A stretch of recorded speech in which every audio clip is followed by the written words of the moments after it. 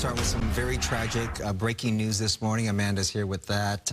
We're all just in complete shock still. We are all wrapping our heads around this story, which is absolutely beyond devastating on so many levels. TMZ reporting this morning that Stephen, tWitch boss, has died at 40 years old from what appears to be by suicide. LA police got a call of a shooting at an LA hotel, and they found Stephen there dead by an apparent self-inflicted gunshot wound.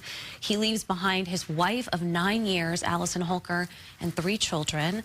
The two were well known for their dancing duets together on social media with millions of followers.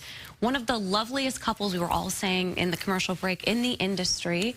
Almost 5 million followers on TikTok just for their upbeat relationship, their dancing, and it's really hard to wrap your head around. 3 kids, a wife. Right before Christmas.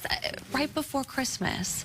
We don't know if there's a note. We know that his wife, Allison, just issued a statement exclusively to People magazine saying they love him, they miss him, and that he will always be the backbone to their family, and ending it with that she will always save the last dance for him.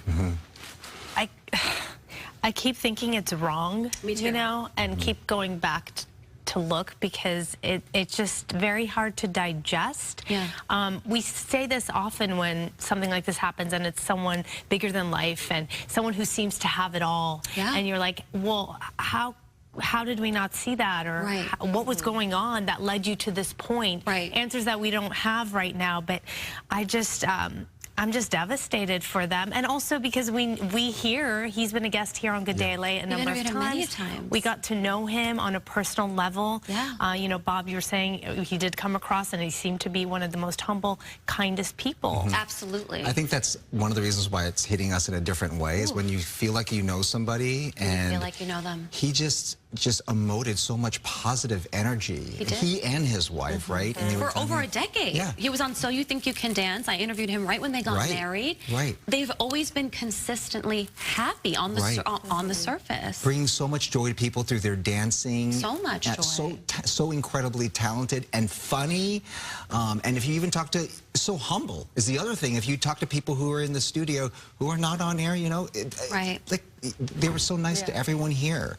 And I know he helped so many people through the pandemic too with their dance videos. Both of them pairing up and constantly posting their dance videos while on lockdown. I used to watch them. Yes, I watch them all the time. I know. People would copy and emulate them and just, you know, just soak in the joy that they exuded through social media and through all their dancing. They just celebrated a 9-year wedding anniversary. I just saw it a couple days ago.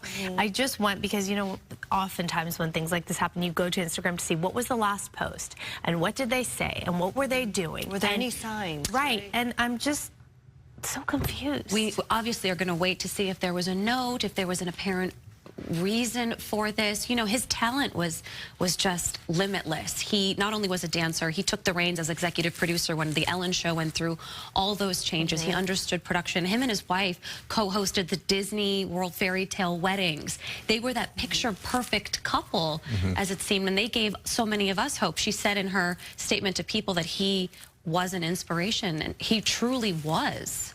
On so many levels. I'm still wrapping my head around all of this. Only 40 years old. 40 years old. And the kids. The kids. That's Christmas. what breaks my heart. His wife just celebrating the anniversary this weekend. Right. But so we'll just kids that you just. They were the kind of people you really pulled for because they were so down to earth and humble and friendly, right? And just brought so much happiness to everyone. Yeah. Yeah. I mean, we just send our deepest condolences to Allison and the kids this morning, and we want to remind you, if you or someone that you know and love is going through a hard time and needs help, please call or text 988. Just 988. That's the Suicide and Crisis Lifeline. It's available 24 hours a day. You can call or text 988. All right, Amanda, we'll have more coming up, obviously, throughout the morning on this because this is a big, big story.